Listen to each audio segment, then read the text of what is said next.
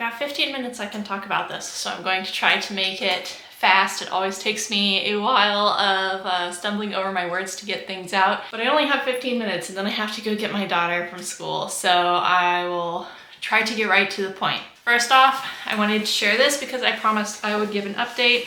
If you follow me on social media, you have already seen this, but this is the Richard Wright Literary Award for Best YA Fantasy of 2024, which was The Witch and the Worm, my sweet little fairy tale retelling. I'm so excited and I'm so proud of my little book, and it is just so amazing and exciting and humbling to see a little growing collection of awards. And this is the second year in a row that I won this category, and it's just, it's so amazing. And publishing is expensive, so I have to say that the prize money is, this is a big deal because this is what's helping me get my next book out. But I said I wanted to talk about back matter in books, so I'm going to take a second to explain why that was a big deal to me over the past couple of weeks. At the end of March, I had a BookBub featured deal promotion for a 3-book box set. It's 3 ebooks, the first 3 books in my Snake's Blood Saga epic fantasy series. And anytime you have a promotion as big as BookBub, that was always considered like the holy grail of book promotion, is getting a BookBub deal. It is highly curated. They tend to favor traditionally published books, so indies do get them quite frequently, but you are up against traditionally published authors who have usually much larger marketing budgets for the same spots. Unfortunately, that promo didn't go well. There's a lot of things that I could say about why I think that is. I kind of touched on it in my last video, but I'm going to try to keep this focused on why I spend time updating the back matter. So back matter of any ebook is pretty much whatever comes after the story. You might have like your author's note, you might have a list of other books by the author, but you really have to be careful with what your main call to action is, because when you get to the end of a book, you can ask a reader to do one thing. Okay, well, you can ask them to do a lot more than that, but you have one chance to put something at the heels that they are going to definitely see right away. And for me, I always make sure that when I am doing like a series related book, that one thing at the very end, and I put it immediately after the end of the text. It's like you have the last line of the book and then a little scene break divider, and then the next line after that is, this series continues in the book title, and you can click or tap here to get it now. This is because, to me, the single most important thing that a reader can do is continue reading the series. And I want to catch people while they are excited, so I put that link right there at the very end of the ebook so they can immediately click on it. And this is especially effective in books that end on a cliffhanger, because they get to the end and they want to know right now what happens next. So you can capitalize on that by making it really easy for them to see, this is what I do now. There are other things that you can do, other things you can ask for that might work especially well if you're not in a series. For example, if you have any like bonus scenes or epilogues or short stories that go along with that, you can use that as a newsletter magnet and be like, hey, if you enjoyed this story, click here to sign up for my newsletter and you can get this free bonus content that goes along with the story you just read.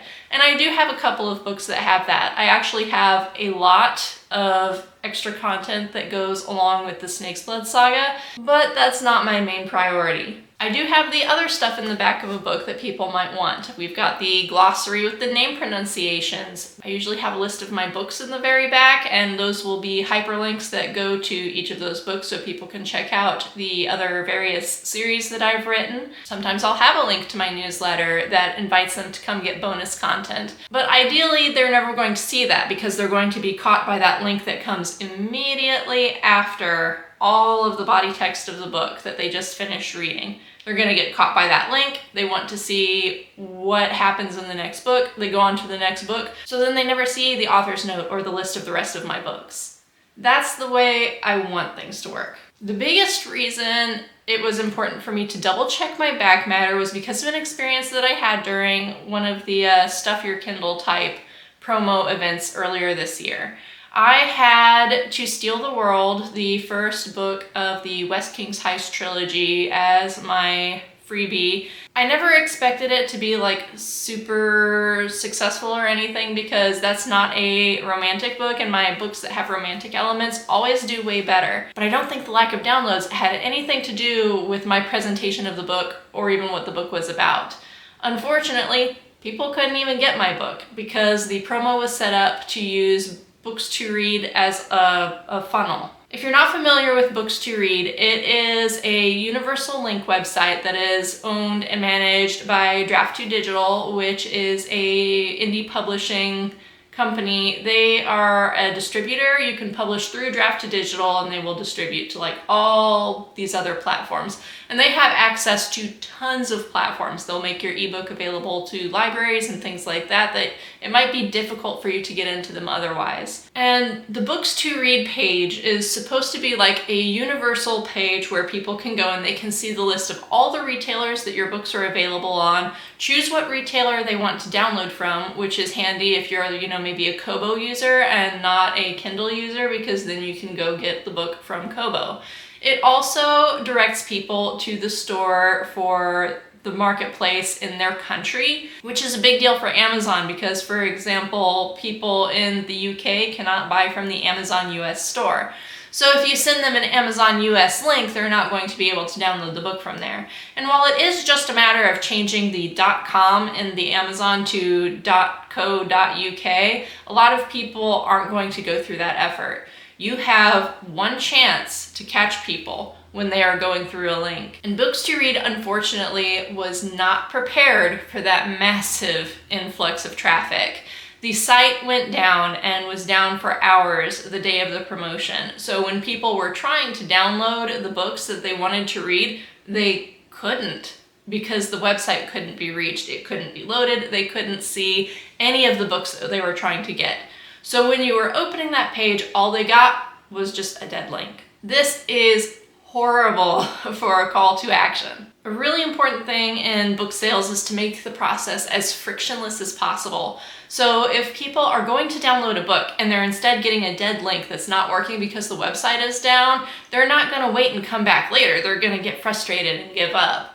And for a long time, I had been using the Books to Read universal links as my link in my back matter that sent people to the next book, because I had intended to go wide with this series within the first 5 years. That ultimately hasn't worked for me. I'm doing much better being in Kindle Unlimited, and that is where I am staying for the moment because it's what's working right now. But as I was getting ready for a very expensive promo, I thought to myself, what happens if the site goes down again and then people can't get to the next book? That would negatively influence how people were being able to move through my series, and it would mean that some readers were going to give up because it would become difficult to get the next book. So since that series is currently on Kindle Unlimited, that means that the ebooks are an Amazon exclusive. So I went back in and I used Vellum's store link tool, which generates a link specifically for Amazon, and I just put in the ASIN for the next book in that back matter to make sure that it was sending people directly to the next book and not to the Books to Read landing page. And it was also a great opportunity to go back through the list of like all the books that I had written and put in my new file. I keep a separate file in Vellum that is just the page with all of my books, and it has all of the links to all of them so that when I write a new book, I can just open that file and drag and drop it into my new book and I don't have to redo all the links. It makes updating it very easy, but it does take time to go through and re-upload everything, so I don't have the updated list in everything all the time. Once I finish book 6 of Spectrum Legacy, that'll be a great opportunity for me to go through and update the links in all of my books to make sure that all of my currently available fantasy books have updated active links and all of the titles that I have available listed in each book. So that might be a summer project, but for now this was just a really important thing to get done before the end of that book. And I do have some people reading through in Kindle Unlimited. I'm recording this at the very end of March and you won't see it until April, so hopefully those numbers will be a lot higher. It hasn't even been a week yet since the promo, so it's a good sign that there are already people picking up book 4 and continuing the series after they've read through the first 3 books in the box set. Anytime you do a promo like this, you always have this really long tail. It's just like months and months of people going through. And the last time I did a promotion like this, it was something like a year that people were slowly filtering their way through the series. It's been a couple of years since that happened, so hopefully I'll get a nice tail off of this. The promo itself didn't go well, but I'll leave that for another day. My alarm just went off. That means my 15 minutes are up. I'm going to stop there. Thank you for joining me. I hope this was a little enlightening chat that we had just now. And I will catch up with you soon. By the time you see this, I will be working so hard on finishing book 6 of Spectrum Legacy. I'm probably going to be sharing updates on social media about how the word count is coming along, so fingers crossed that by the time you see this, I'll have made really solid progress. But that's it for now. Thank you for joining me, and I'll see you next time.